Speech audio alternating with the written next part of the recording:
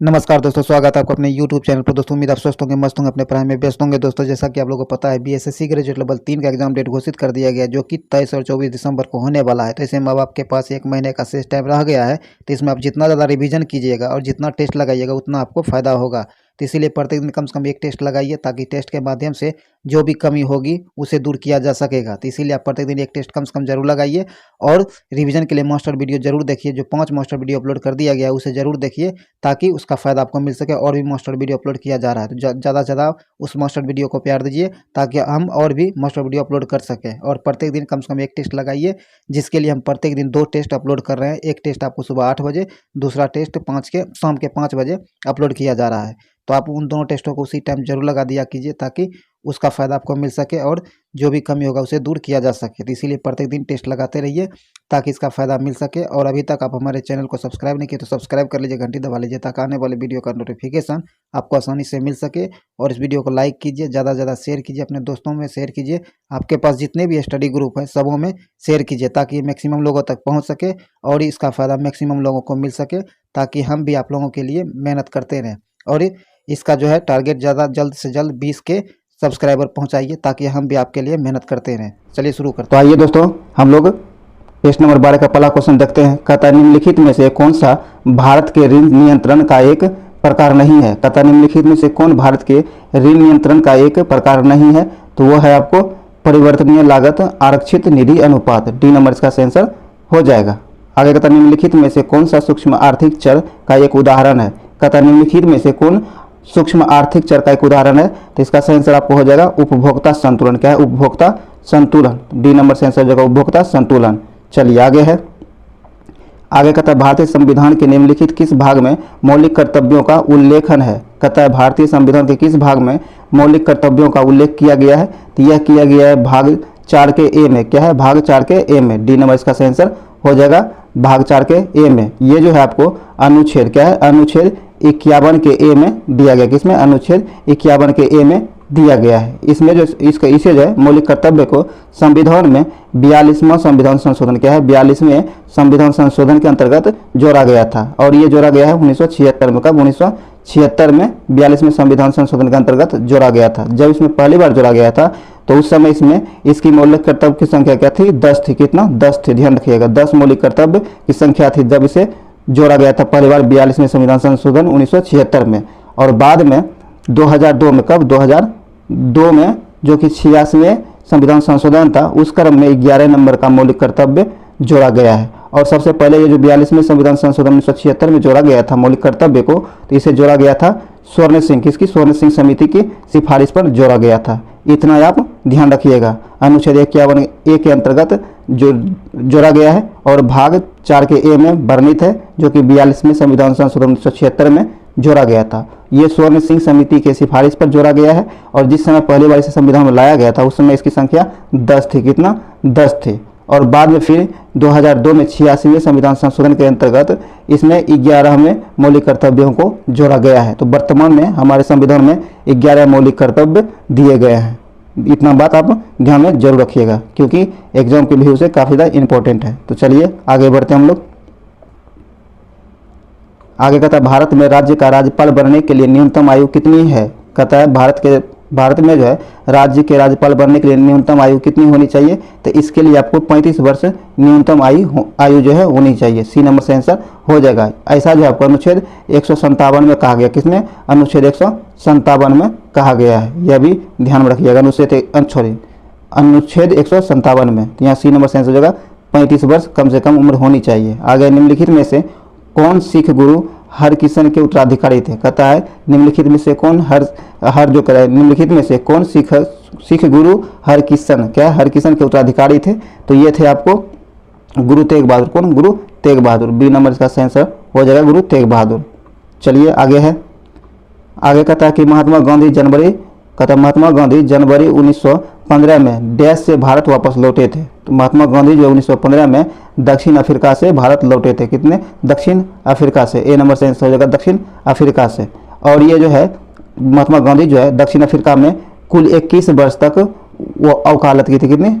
21 वर्ष तक अधिवक्ता का काम किया था वहाँ जाकर के दक्षिण अफ्रीका में 21 वर्षों तक। यहाँ से आंसर हो जाएगा ए नंबर दक्षिण अफ्रीका से 1915 में महात्मा गांधी भारत लौटे थे। आगे कहता है भारत और डैश के बीच में छोटा समुद्री रास्ता पाक जल संधि तथा मन्नार की खाड़ी स्थित है। तो यह आपको श्रीलंका क्या है, श्रीलंका के भारत और श्रीलंका के बीच यह स्थित है। ए नंबर सही आंसर हो जाएगा, भारत और श्रीलंका के बीच स्थित है। चलिए आगे कहता है कि भारत के भूभाग का कुल क्षेत्रफल लगभग 10 मिलियन वर्ग किलोमीटर है। कहता है कि भारत के भूभाग का कुल क्षेत्रफल लगभग 10 मिलियन के वर्ग किलोमीटर है। तो यह है आपको 3.28 मिलियन वर्ग किलोमीटर। सी नंबर से आंसर हो जाएगा। आगे है भारत के किस पहले पर्यावरण मंत्री का हाल ही में निधन हो गया है। कहता है भारत के वो पहले पर्यावरण मंत्री कौन थे जिसका हाल ही में निधन हुआ है। आपको दिग्विजय सिंह जाला थे। कौन? दिग्विजय सिंह जाला थे। ये जो है आपको इसकी 88 वर्ष की उम्र में इसका निधन हुआ है, यह ध्यान में रखिएगा। ये जो है आपको भारत के पहले पर्यावरण के रूप में 1982 से 1984 तक कार्य में रहा था। तो ये ध्यान में रखिएगा। चलिए आगे है। आगे कहता है भारत पर शासन करने वाला पहला मुस्लिम राजवंश कौन था। भारत पर शासन करने वाला पहला मुस्लिम राजवंश कौन था।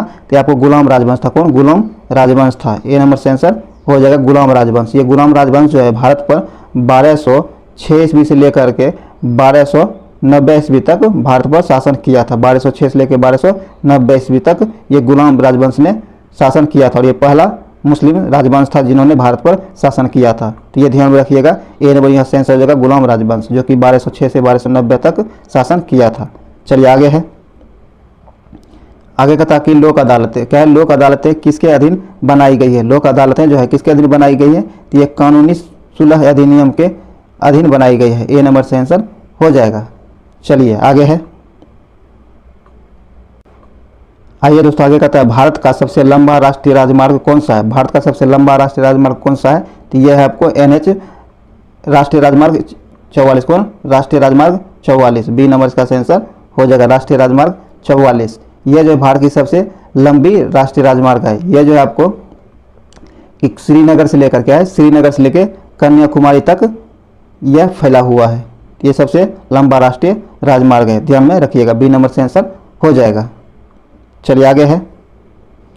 आगे कहता है भारत अंतरिक्ष अनुसंधान संगठन इसरो के अध्यक्ष और पद्म भूषण पुरस्कार विजेता का नाम बताएं जिन्होंने उस ऐतिहासिक क्षण को वास्तविकता बनाया जब मार्स ऑर्बिटर किसी प्रथम प्रयास में मंगल ग्रह की कक्षा में प्रवेश करने वाला पहला भारतीय अंतरिक्ष यान बना था। तो ये थे कौन? उस समय इसरो के अध्यक्ष कौन थे? तो के राधाकृष्णन थे। कौन? के राधाकृष्णन थे। बी नंबर सही आंसर हो जाएगा, के राधाकृष्णन। चलिए आगे है। और ये आपको जो है मंगल ग्रह के लिए ऑर्बिटर जो छोड़ा गया था 2014 में। कब? 2014 में छोड़ा गया था, ध्यान रखिए 2014 में। यहाँ बी नंबर से आंसर हो जाएगा, के राधाकृष्णन। चलिए आगे है। आगे कहता कि मोहनजोदड़ो में सबसे बड़ी इमारत कौन सी थी? मोहनजोदड़ो में सबसे बड़ी इमारत कौन सी थी? तो ये थी ग्रेट ग्रेनरी। कौन? Great granary. बी नंबर का आंसर हो जाएगा, ग्रेट ग्रेनरी। इसके बाद था आपको ग्रेट बाथ। तो यहाँ बी नंबर से आंसर हो जाएगा, ग्रेट ग्रेनरी जो है ये जो है आपको अनाज रखने के लिए बनाया गया था। बी नंबर यहाँ से आंसर हो जाएगा। आगे है। सूचना के रूप में क्या? सूचना के रूप में दूर संवेदी डाटा दर्शाने का एक सामान्य फॉर्म किस रूप में है? तो यह है आपको BCF के रूप में। किसके? BCF के रूप में, BCF मानचित्र के रूप में। ए नंबर इसका आंसर हो जाएगा। आगे आइए। आगे कहता है भाखड़ा नांगल क्या? भाखड़ा नांगल परियोजना किस नदी पर स्थित है? भाखड़ा नांगल परियोजना जो है ये आपको सतलुज नदी पर स्थित है। बी नंबर से आंसर हो जाएगा, सतलुज नदी पर। और इस परियोजना से लाभान्वित होने वाले राज्य आपको हरियाणा, पंजाब और राजस्थान है। कौन? हरियाणा, पंजाब और राजस्थान इससे लाभान्वित होने वाला ये 3 राज्य हैं। आपको ये पूछ लिया जाता है एग्जाम में, इसीलिए आप इसे ध्यान में रखिएगा। हरियाणा, पंजाब और राजस्थान ये तीनों राज्य इनसे लाभान्वित होने वाले राज्य हैं भाखड़ा नांगल परियोजना से, और ये सतलुज नदी पर स्थित है। आगे है। लावनी क्या है? लावनी लोक नृत्य भारत के किस राज्य से संबंधित है? लावनी लोक नृत्य जो है ये भारत के किस राज्य से संबंधित है? तो ये आपको महाराष्ट्र से, कहाँ से? महाराष्ट्र से संबंधित है। ये नंबर से आंसर हो जाएगा। और महाराष्ट्र से संबंधित लोक नृत्य ज़्यादातर एग्जाम में पूछा जाता है। तमाशा क्या है, तमाशा कहाँ से संबंधित है, तो यह भी आपको महाराष्ट्र से ही संबंधित है, ध्यान में रखिएगा। यहाँ से आंसर हो जाएगा महाराष्ट्र से। चलिए आगे है, आरबीआई ने बैंक के एमडी और सीईओ का कार्यकाल कितने वर्षों तक सीमित करने की घोषणा की है, तो इसकी सीमा जो है 15 वर्ष तक सीमित करने की घोषणा की है। डी नंबर से आंसर हो जाएगा 15 वर्षों तक। आगे कहता आज़ाद बचपन की ओर, क्या है, आज़ाद बचपन की ओर नामक पुस्तक किस लेखक द्वारा लिखी गई है। आज़ाद बचपन की ओर नामक पुस्तक जो है यह किस लेखक के द्वारा लिखा गया है, तो यह आपको कैलाश सत्यार्थी के द्वारा लिखा गया है। किसके द्वारा, कैलाश सत्यार्थी के द्वारा लिखा गया है, ध्यान रखिएगा। यहाँ ए नंबर से आंसर हो जाएगा कैलाश सत्यार्थी के द्वारा। यहाँ ए नंबर से आंसर हो जाएगा। इसे जो आपको मलाला यूसुफजई के साथ नोबेल पुरस्कार भी मिल चुका है, ध्यान में जरूर रखिएगा। चलिए आगे है, आप ये बताइएगा कि इसे किस वर्ष मिला था, कमेंट बॉक्स में जरूर बताइएगा। आगे कहता केरल के मुख्यमंत्री, क्या है, केरल के मुख्यमंत्री के पद की शपथ लेने के साथ ही, कहता केरल के मुख्यमंत्री के पद के शपथ लेने के साथ ही निम्न में से कौन लगातार दूसरी बार राज्य के मुख्यमंत्री बन गए हैं, तो इसका आंसर आपको हो जाएगा पिनरई विजयन। कौन, पिनरई विजयन। सी नंबर इसका आंसर हो जाएगा। ये 76 वर्ष के हैं, कितने, 76 वर्ष के हैं। चलिए आगे है, दुर्लभ धातु, क्या है, दुर्लभ धातु जिसे बेनेडियम, दुर्लभ धातु बेनेडियम किस धातु, कहता है कि दुर्लभ धातु बेनेडियम जो है किस भारतीय राज्य में पाया जाता है, तो यह जो है पाया जाता है आपको अरुणाचल प्रदेश में। कहाँ, अरुणाचल प्रदेश में। डी नंबर से आंसर हो जाएगा अरुणाचल प्रदेश। चलिए आगे कहता है बिहार में, क्या है, बिहार में महिलाओं के द्वारा अपना बैंक संचालन कहाँ किया गया था। बिहार में जो है महिलाओं के द्वारा अपना बैंक संचालन जो किया गया था, कहाँ किया गया था, तो यह किया गया था आपको मुजफ्फरपुर में। कहाँ, मुजफ्फरपुर में किया गया था। बी नंबर से आंसर हो जाएगा मुजफ्फरपुर। चलिए आगे है,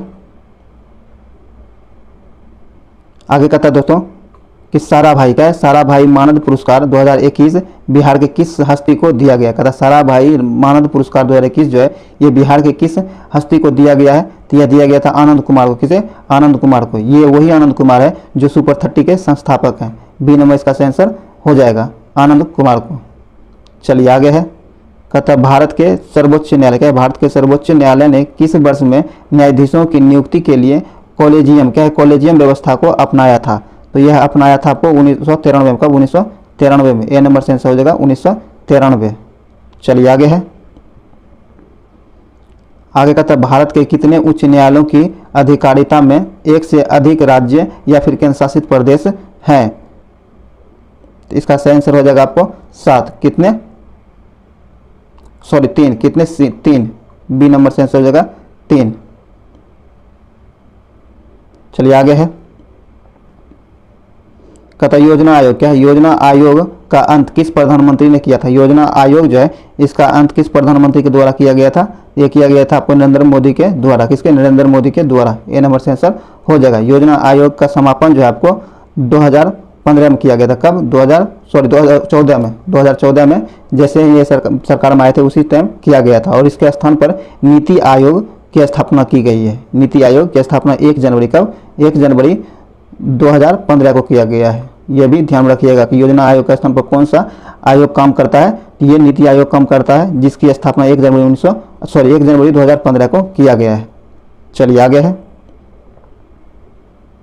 कहता केंद्र और राज्य की व्यवस्थापिका के लिए मतदान की न्यूनतम उम्र सीमा 21 वर्ष से घटाकर 18 वर्ष की गई थी। कहता है कि केंद्र और राज्य की व्यवस्थापिकाओं के लिए मतदान की न्यूनतम उम्र सीमा 21 वर्ष से घटाकर 18 वर्ष की गई है। तो यह कब की गई है, तो यह किया गया है आपको 61वें संविधान संशोधन के अंतर्गत 1989 में। कब, 61वें संविधान संशोधन के अंतर्गत 1989 में। ए नंबर से आंसर, सी नंबर से आंसर हो जाएगा 61वें संविधान संशोधन 1989 में।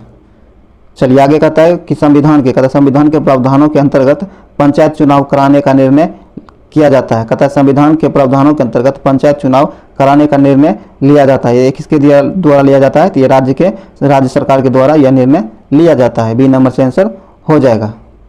चलिए आगे है,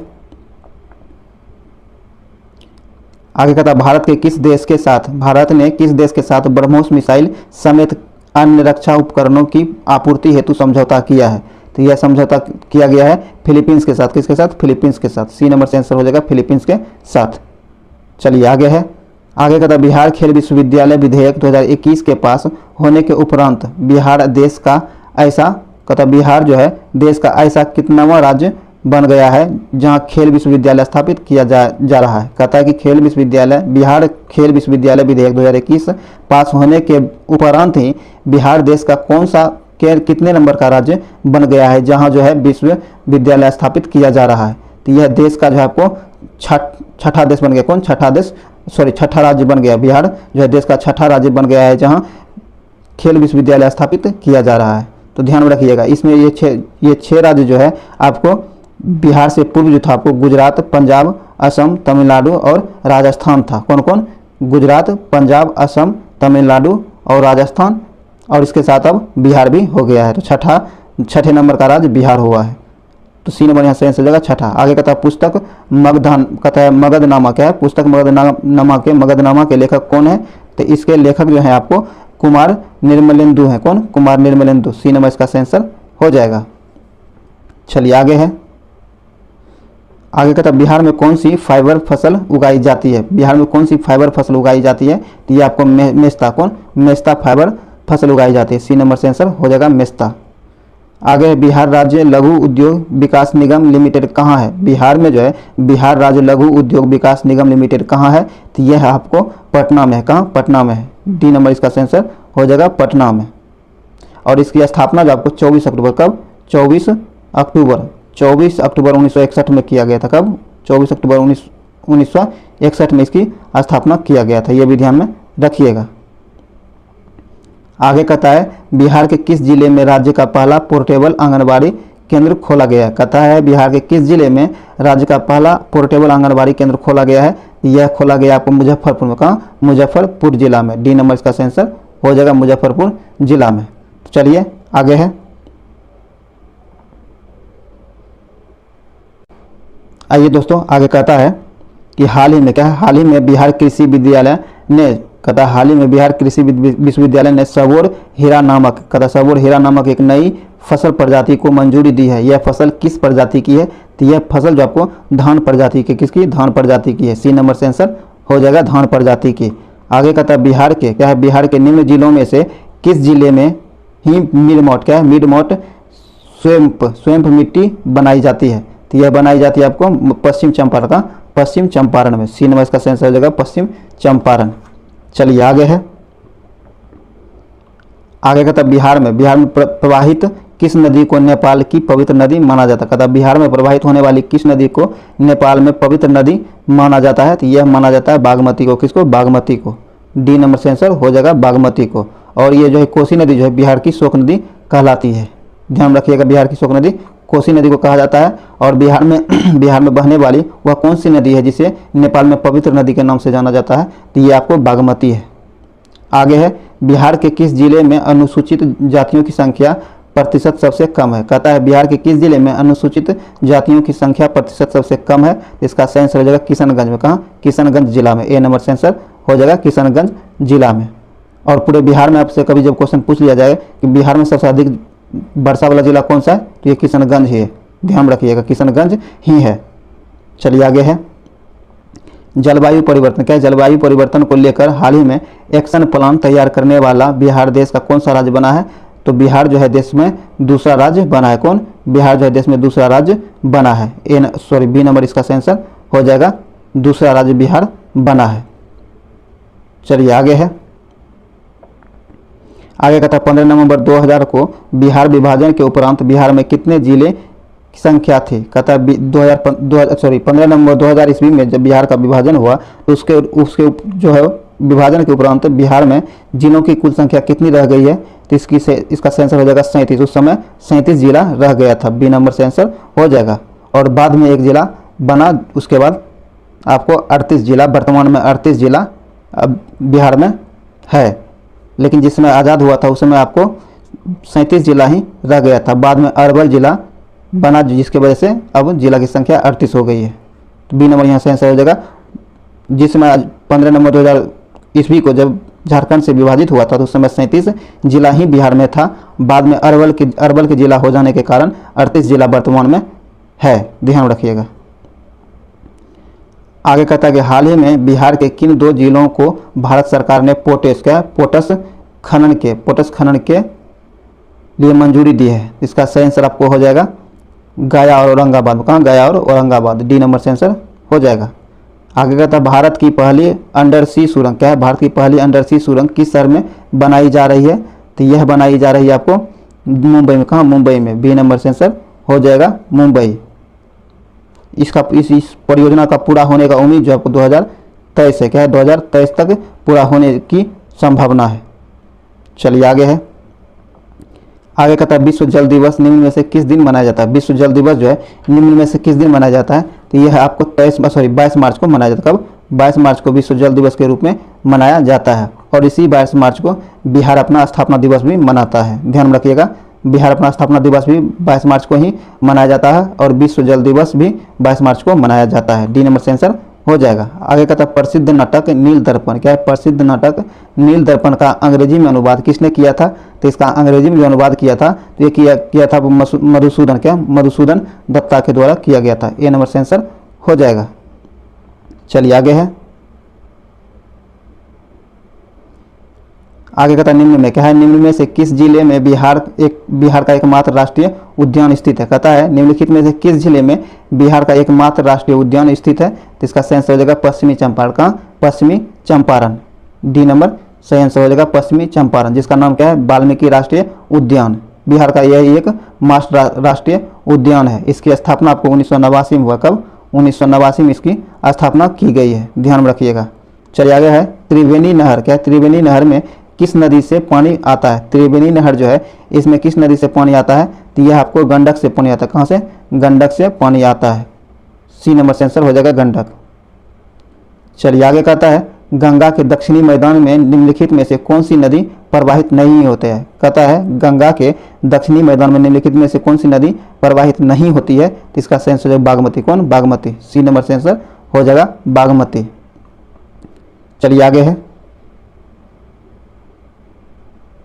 आगे कहता है कोसी नदी क्या है? कोसी नदी बिहार के किस स्थान से कोसी नदी जो है बिहार में किस स्थान से प्रवेश करता है? बिहार के किस स्थान से प्रवेश करता है? तो इसका सही आंसर आपको हो जाएगा भीमनगर। क्या है? भीमनगर। ये आपको सुपौल डिस्ट्रिक्ट में स्थित है। सुपौल डिस्ट्रिक्ट के भीमनगर जगह स्थान से कोसी नदी बिहार के अंदर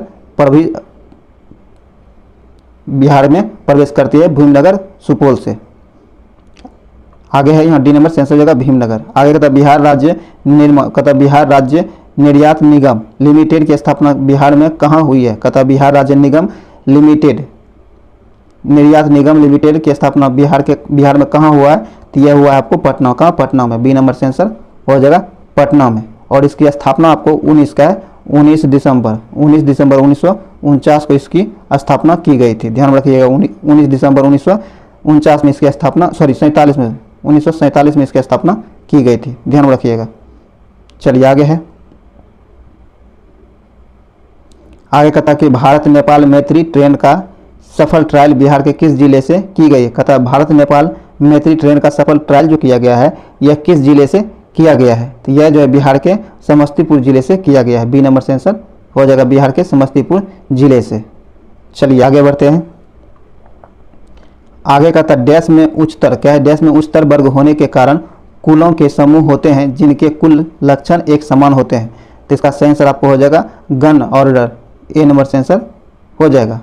आगे है दो विभिन्न माप क्या है? दो विभिन्न माप वाले युग्मकों क्या है? दो विभिन्न माप वाले युग्मकों के संलग्न से शैवाल में होने वाले लैंगिक जनन को क्या कहते हैं? तो यह आपको क्या है?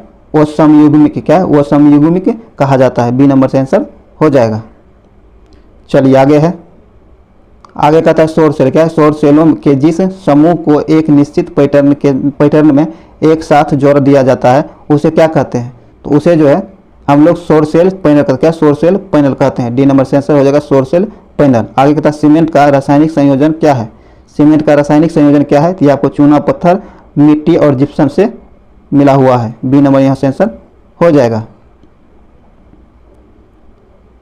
आगे कहता है एक मकान, क्या है? एक मकान में दो बल्ब लगे हैं, उनमें से एक दूसरे से अधिक प्रकाश देता है, तो निम्न में से कौन सी कथन सही है? कहता है एक मकान में दो बल्ब लगा हुआ है, उनमें से एक बल्ब दूसरे से ज़्यादा प्रकाश देता है, तो निम्नलिखित में से कौन सा कथन इसके बारे में सही दिया गया है? तो इसके बारे में जो सही दिया गया है वह कहता है कि कम प्रकाश वाले बल्ब जो है रेजिस्टेंस अधिक होगा।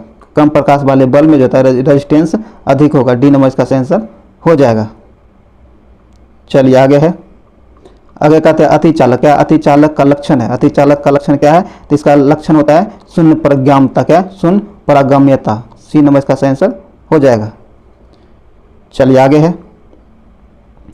आगे कहता कि एक रेडियोधर्मी पदार्थ की अर्ध आयु 10 दिन है, तो इसका अभिप्राय यह है कि कहता है एक रेडियोधर्मी पदार्थ जो है जिसकी अर्ध आयु 10 दिन है, 10 दिन है, तो इसका अभिप्राय क्या है? तो इसका अभिप्राय यह है कि यह पदार्थ 3/4 भाग का विघटन 20 दिन में हो जाएगा। सी नंबर इसका आंसर हो जाएगा। चलिए आगे बढ़ते हैं। आगे कहता है कि निम्नलिखित में से कौन सा कथन सत्य है? नीचे दिए गए कथनों में से कौन सा कथन सत्य दिया गया है? तो यह दिया गया है मोडेम, क्या है? मोडेम एनालॉग सिग्नल को डिजिटल सिग्नल में तथा डिजिटल सिग्नल को एनालॉग सिग्नल में बदलता है। डी नंबर इसका आंसर हो जाएगा। चलिए आगे है। आगे कहता है घरेलू एलपीजी सिलेंडर में, कहता है घरेलू एलपीजी सिलेंडर जो होता है में दाब मापक नहीं प्रदान किए जाते हैं। कहता है घरेलू एलपीजी सिलेंडर में दाब मापक प्रदान नहीं किया जाता। इसका क्या कारण है? तो इसका यह कारण है कि ये एलपीजी सिलेंडर में गैस की मात्रा को प्रदर्शित नहीं कर सकते हैं। बी नंबर इसका आंसर हो जाएगा। चलिए आगे है। आगे कहता है निम्नलिखित में से किसे हंसने वाली गैस कहा जाता है? कहता है निम्नलिखित में से किसे हंसने वाली गैस कहा जाता है? तो यह कहा जाता है आपको नाइट्रस ऑक्साइड को। किसको? नाइट्रस ऑक्साइड को। बी नंबर से आंसर हो जाएगा नाइट्रस ऑक्साइड को। बहुत बार एग्जाम में पूछ लिया गया है नाइट्रस ऑक्साइड। इसका रासायनिक सूत्र होता है N2O। क्या होता है? N2O। आपसे एग्जाम में यह भी पूछ लिया जाता है, ध्यान में रखिएगा। B number nitrous oxide. चलिए आगे है। कहता है यूरिया में उपस्थित होने वाले तत्व हैं, यूरिया में उपस्थित होने वाले तत्व हैं, तो इसका सही आंसर आपको हो जाएगा डी नंबर। क्या होगा? D number.